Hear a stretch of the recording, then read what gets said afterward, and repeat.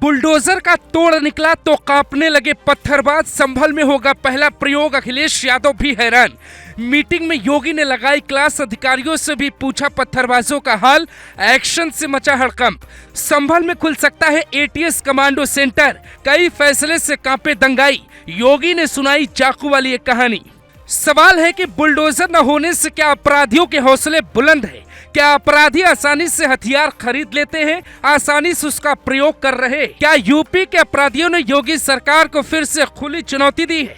CM योगी ने चुनाव के बाद ऐसा कौन सा फैसला लिया जिसके बाद यूपी में हड़कंप मच गया? गुजरात में मुसलमानों की आबादी करीब 10% है, लेकिन वहां मोदी ने मुख्यमंत्री रहते हुए बीजेपी से किसी मुसलमान को टिकट नहीं दिए। उत्तर प्रदेश में मुसलमान 19% और यहाँ भी योगी की अगुवाई वाली बीजेपी में मुसलमान हाशिए पे रखे गए। 2017 की यूपी विधानसभा चुनाव में जीत का श्रेय मोदी के माथे पर बांधा गया। 2022 में यूपी विधानसभा चुनाव में जीत का श्रेय मोदी और योगी दोनों में बांटा गया। अब योगी खुद को बहुत लोकप्रिय नेता बना चुके हैं और उपचुनाव में जीत का श्रेय योगी को अकेले ही मिला है। यूपी में 2027 में अगला विधानसभा चुनाव होगा। 27 को लेकर अभी से कुछ भी कहना बहुत जल्दबाजी है, लेकिन इतना जरूर कहा जा सकता है कि चुनाव जीतने के लिए योगी की मोदी पर निर्भरता कम हुई। योगी की बढ़ती लोकप्रियता के कारण ही उन्हें मोदी के उत्तराधिकारी के रूप में देखा जा रहा है।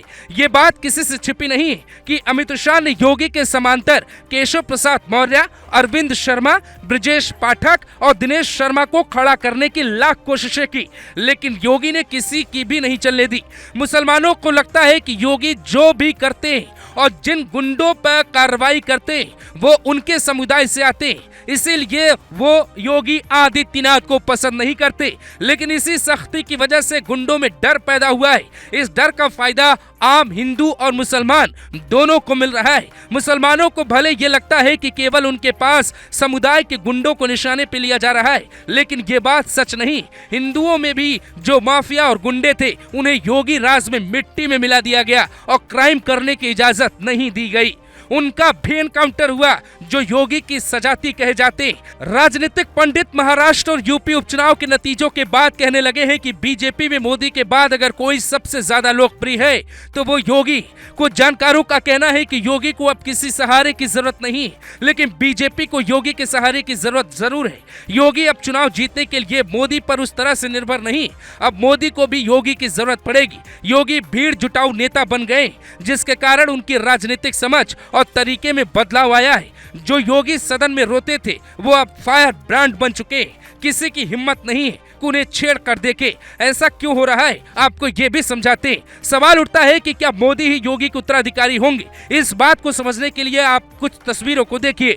मोदी के लिए योगी उत्तराधिकारी बनेंगे या नहीं, ये इस बात पर निर्भर करेगा कि बीजेपी आने वाले सालों में जनता के लिए किन किन कामों को आगे बढ़ाती है। 10 साल एक लंबा वक्त माना जाता है। अभी तो योगी और मोदी दोनों बीजेपी के ताकत माने जाते हैं। दोनों नेताओं को अलग करने की कोशिश की जा रही। केजरीवाल और अखिलेश यादव से लेकर बीजेपी के भीतर भी कई नेता योगी मोदी के बीच दूरी पैदा करने की कोशिश करते रहे, लेकिन कोई भी कामयाब नहीं हो पाया। सच ये है कि उन्हें ना कोई रोक पा रहा है और ना ही कोई अलग कर पा रहा है। दोनों मिलकर एक दिशा में काम कर रहे हैं, क्योंकि नरेंद्र मोदी जिस क्लास के हेडमास्टर है उस क्लास का सबसे होनहार राजनीतिक छात्र सीएम योगी को ही कहा जाता है। इसलिए आने वाले वक्त में योगी ही पार्टी की जान होंगे, योगी पर ही पार्टी का भार होगा।